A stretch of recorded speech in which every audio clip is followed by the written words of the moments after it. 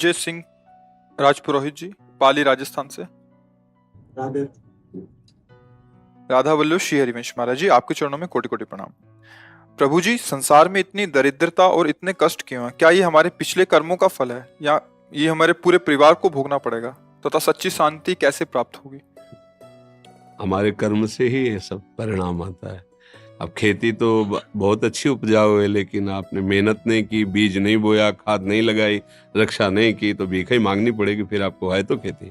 तो कर्म भूमि है, यहाँ जैसे भी शुभ अशुभ कर्म करोगे आपको वैसे ही फल भोगने पड़ेगा। ये पीछे की खेती है जो अभी भोग रहे हो। अब संभाल लो, अब संभाल लो तो वर्तमान भी आनंद में होगा और भविष्य भी आनंद में होगा। हम कोई पशु नहीं है कि हम केवल पीछे का ही भोगते रहे और उसी के अधीन रहे। नाम जप करो भगवान का और दूसरों को सुख पहुंचाने की भावना करो, अभी दरिद्रता नष्ट हो जाएगी। पक्का समझ लो। जिसको धन चाहिए, हम तुम्हें आंतरिक बात बता रहे हैं, जो है जितना है उसी से माता पिता भाई बंधु और आए हुए अतिथि और किसी एक बाहरी दुखी जिससे हमारा कोई मतलब नहीं, उसको सुख पहुंचाना शुरू करो। फिर देखो दरिद्रता नष्ट ना हो जाए तो हमें बता देना। किसी एक भूखे को 2 रोटी देना शुरू करो, किसी एक ऐसे दुखी को सहयोग करना शुरू करो, देखो आपकी उन्नति शुरू हो जाएगी। हम कैसा चाहते, किसी एक का छीनने को मिल जाए तो हम सुखी हो जाए, किसी एक को हम दुखी कर दें हम सुखी हो, ये सर्वनाश की बातें हैं। वही हमको भोगना पड़ता है। अगर हम धर्म से चले तो सर्वलोक महेश्वर भगवान, ऐसा नहीं कि वो देख, एक सेकंड भी कोई ऐसा नहीं है जिसको भगवान नहीं देख रहे हैं। मान लेना, एक सेकंड भी ऐसा नहीं है कि वो तुम्हें देख नहीं रहे। वो शास्त्र शीर्षा पुरखा शास्त्राक्षा शास्त्रपात, वो अनंत नेत्रों वाला अनंत स्वरूपों में विराजमान है।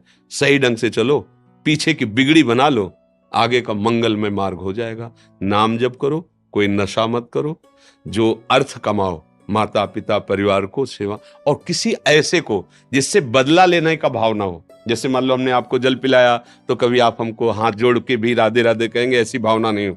ऐसे किसी की सेवा करो, किसी पशु, किसी पक्षी, किसी ऐसे व्यक्ति की, वो तुम्हारे लिए इतनी जोर का काम करेगा कि सब व्यवस्थाएं बननी शुरू हो जाएंगी। वो कैसे बनाता है समझ में नहीं आता, और जब कर्म बिगड़ जाते हैं तो कैसे बिगड़ता संभाल भी नहीं पाते।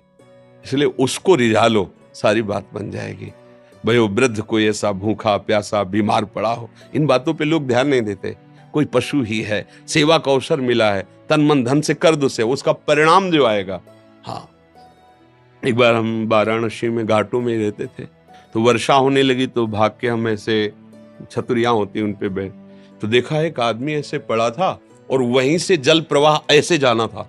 वर्षा शुरू हुई तो हम कहा ये मुर्दा है या जिंदा? तो उनका बाबा ये जिंदा है।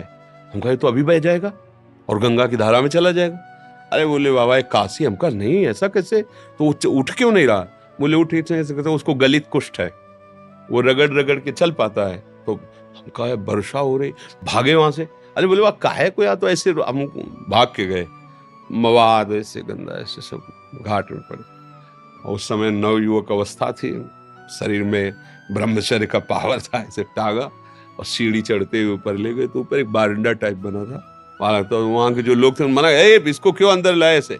उनका 1 मिनट में तुम्हारी भी स्थिति ऐसी हो सकती है, ऐसा नहीं कहना चाहिए। आप बिल्कुल सावधान, इसको हटाइएगा। जब उसको लेटाया ना, तो जो हमारा आंख खोला, फिर जब लेटाया उसको, और जो देखा आपको क्या बताएं, ऐसा प्यार भरी दृष्टि से जब देखा तो हम ऐसे ऐसे उनको, अब हमारे पास तो अकिंचन, कुछ ना सुविधा है, ना पैसा है, ना भोजन है। घाट में रहते थे, जो महादेव जी दे देते थे उससे में रात दिन अपने भजन मार्ग, किसी आश्रम में नहीं जाना, किसी से मांगना नहीं, ऐसा एकांत।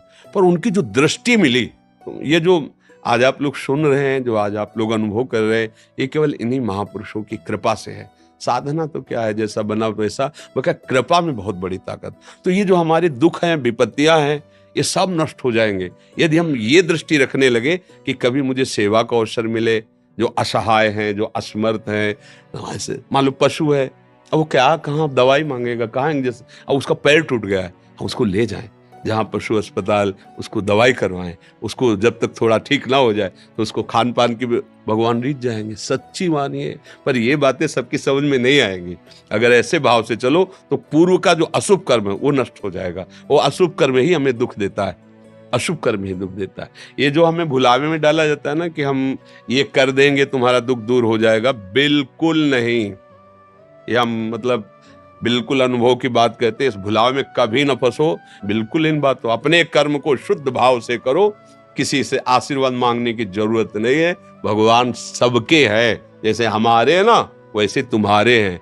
तुम्हारी दृष्टि में भगवान के प्रति पक्षपात लग सकता है कि भगवान इनको ज्यादा चाहते हैं हमको नहीं, लेकिन उस माँ से पूछो जिसके 4 लड़के हैं, 2 कमाते हैं और 2 ऐसे ही हैं, उस जब भोजन परोसेगी तो चारों को बराबर पर। ऐसे ही भगवान कहते सब मम प्रिय सब मम उपजाए, तुम सब मेरे बच्चे हो। पर भगवान से विमुख होकर गलत आचरण करोगे तो वही माया पीट रही, कभी दरिद्रता, कभी विपत्ति, कभी दुख, कभी पश्चाताप, कभी शोक, जन्म मरण। इसलिए सावधान हो।